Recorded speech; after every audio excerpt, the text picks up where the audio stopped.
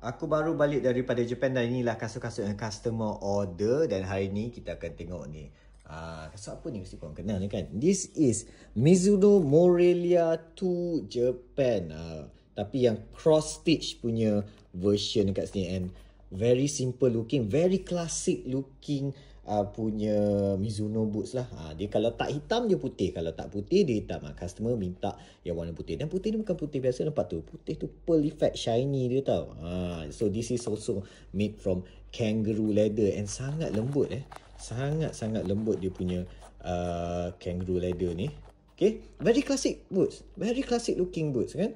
And then tapak dia, inilah tapak Morelia 2. Lepas tu dia ada jenis lain yang Neo 3 lah, Neo 4 lah, tapak yang lebih speed tight. But this is a very classic punya boots lah. But cantik, it works. Dulu aku tak berapa minat kasut leather ni kan, tapi bila pakai Mizuno ni, lain macam Mizuno ni. Dulu aku selalu pakai Adidas apa semua kan, Nike lah apa kan. Tapi bila pakai Mizuno ni, memang a different class tau. So kalau korang lah kan, korang nak try tak Mizuno Morelia 2? Ni made in Japan tau. Cantik ke? Very simple tapi cantik. Nak try ke tak nak try?